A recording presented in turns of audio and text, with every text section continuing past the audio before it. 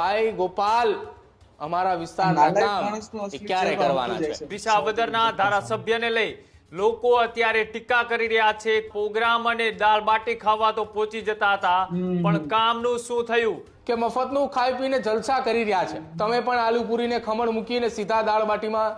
વિસાવદરના ધારાસભ્ય ગોપાલ ઇટાલિયાને લઈ મોટા સમાચાર સામે આવી રહ્યા છે. સોશિયલ મીડિયામાં વિડિયા પર લોકો અત્યારે ટીકા કરી રહ્યા છે. કોમેન્ટમાં ગોપાલ ઇટાલિયાને લોકોએ કહ્યું નાટકબાજ. માણિયા યુવા સંગઠન નામના ગ્રુપમાં લોકોએ કોમેન્ટ કરી અને વિરોધ કર્યો. ગોપાલ ઇટાલિયાએ મોણિયા ગામમાં કરેલા વાયદાઓની કરી વાત. ધારાસભ્ય દાળ બાટી ખાવા તો પહોંચી ગયા, પણ શું કામ કર્યા? આવો લોકોએ પ્રશ્ન કરી રહ્યા છે. 142 કામના વાયદા આપ્યા હતા, એમાંથી માત્ર 5-6 જ થયા છે કે નહીં, તેવું પણ લોકો અત્યારે કહી રહ્યા છે. જે રીતના એ સમાચાર એ વિસાવદરના ધારાસભ્યને લઈ લોકો અત્યારે ટીકા કરી રહ્યા છે. કોમેન્ટમાં તેમની વિરુદ્ધ એ માંગ કરી રહ્યા છે કે પેલા જ્યારે ચૂંટણી લડવા આવ્યા ત્યારે અનેક વાયદાઓ અને વચનો આપ્યા હતા, ત્યારબાદ હવે ગોપાલ ઇટાલિયા શું કરી રહ્યા છે? આવો સવાલ એ મોણિયા ગામના યુવા સંગઠનની અંદર કોમેન્ટ મારફતે ગોપાલ ઇટાલિયાને પૂછાયો છે કે અહીંયા પ્રોગ્રામ અને દાળ બાટી ખાવા તો પહોંચી જતા હતા, પણ કામનું શું થયું? તેને લઈ હવે ગોપાલ ઇટાલિયાને એ મોણિયા ગામના લોકોએ ઘેરવાનો પ્રયત્ન કર્યો છે. ઓલી કહેવત છે ને કે નવી વહુના 9 દાડા, બસ આ નવી વહુ ગોપાલના 9 દાડા હવે પૂરા થઈ ચુક્યા છે. અને આ વિસાવદરની જનતા, વિસાવદરના ખેડૂતો અને આ વિસાવદરના યુવાનો આ ગોપાલ ઇટાલિયાનો અસલી ચહેરો હવે ધીરે ધીરે કરતા ઓળખવા લાગ્યા છે. આ ગોપાલ ઇટાલિયાના જે લક્ષણો હતા એ હવે ધીરે ધીરે કરતા આ વિસાવદરની જનતાની સામે આવી રહ્યા છે. કારણ કે ચૂંટણી સમયે આ ગોપાલ ઇટાલિયાએ આ વિસાવદરની જનતાને એટલી હદ સુધી મૂર્ખ બનાવી હતી, એટલી હદ સુધી ખોટા ખોટા વાયદાઓ આપ્યા હતા, અને એના કારણે આ વાયદાઓમાં વિસાવદરની ભોળી જનતા આવી ગઈ અને આ ગોપાલ ઇટાલિયાને વિસાવદરમાંથી ધારાસભ્ય પણ બનાવી દીધો.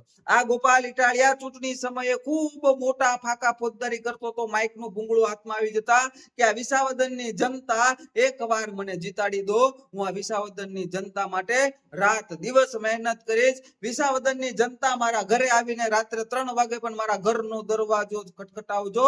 આ ગોપાલ ઇટાલિયા વિસાવદરની જનતા માટે રાત્રે 3 વાગે જાગીને પણ કામ કરશે.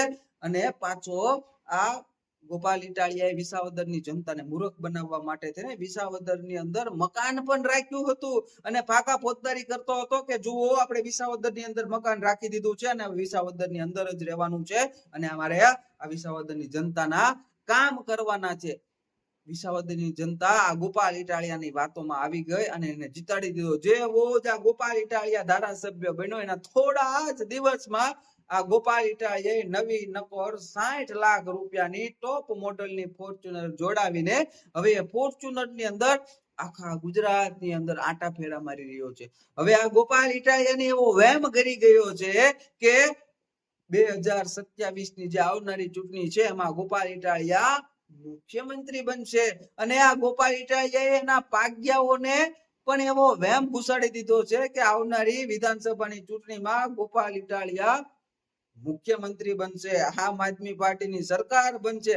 અને આ ગોપાલ ઇટાલિયાના પાગ્યાઓ પણ એ વેમમાં ને વેમમાં સોશિયલ મીડિયાની અંદર ને જ્યાં ત્યાં મોટા ઉપાડે ફાંકા ફોજદારી કરતા ફરે છે કે આવનારી ચૂંટણીમાં હરેક સીટની અંદર વિસાવદર વાળી થશે, વિસાવદર વાળી થશે.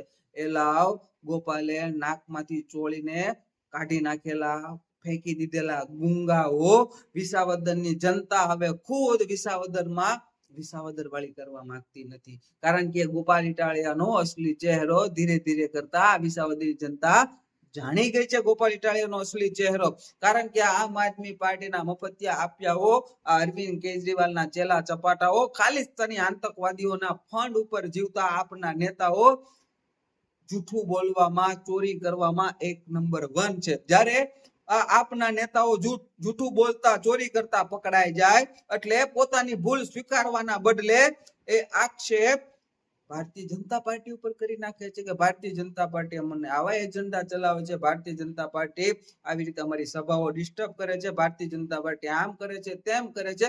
પરંતુ આ અરવિંદ કેજરીવાલના ચેલા ચપાટાઓ આ ગોપાલ ઇટાલિયા હોય કે આપનો ગમે તે નેતા હોય પોતાની ભૂલ સ્વીકારતા નથી. ક્યાં ખોટા છે એ સ્વીકારીને આત્મમંથન કરતા નથી, મનોમંથન કરતા નથી, પરંતુ એ વાંક કાઢી દે છે ભારતીય જનતા પાર્ટીનો. મિત્રો, આ ગોપાલ ઇટાલિયાને અમે વર્ષોથી ઓળખીએ છીએ, એટલે અમે વિરોધ કરીએ છીએ. આ ગુજરાતની જનતા એને ખાસ કરીને આ વિસાવદરની જનતાએ હજી આ ગોપાલ ઇટાલિયાની બીજી બાજુ જોઈ નથી કે આ ગોપાલ ઇટાલિયા કેવા પ્રકારનો માણસ છે. જ્યારે આ ગોપાલ ઇટાલિયાની બીજી બાજુ જુઓ તો આ ગોપાલ ઇટાલિયા એક નંબરનો હલકટ માણસ છે. આ ગોપાલ ઇટાલિયા એક નંબરનો નાલાયક માણસ છે.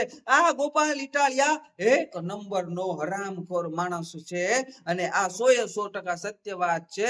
અને જ્યારે આ ગોપાલ ઇટાલિયાની આ બીજી બાજુ આ એનું બીજું પાસું આ ગુજરાતની જનતા સમક્ષ આવશે, ત્યારે આ ગુજરાતની જનતા જ્યાં પણ ગોપાલ ઇટાલિયા મળશે ત્યાં તેનું સ્વાગત ચપ્પલથી કરશે. એની હું 100% તમને ગેરંટી આપું છું. કારણ કે તમે જે ગોપાલ ઇટાલિયા વિશે ખૂબ ઊંડાણપૂર્વક જાણતા નથી, અને અમે લોકો જાણીએ છીએ એટલે એનો વિરોધ કરીએ છીએ. ને આ ગોપાલ ઇટાલિયાનો વિરોધ આજીવન રહેવાનો છે.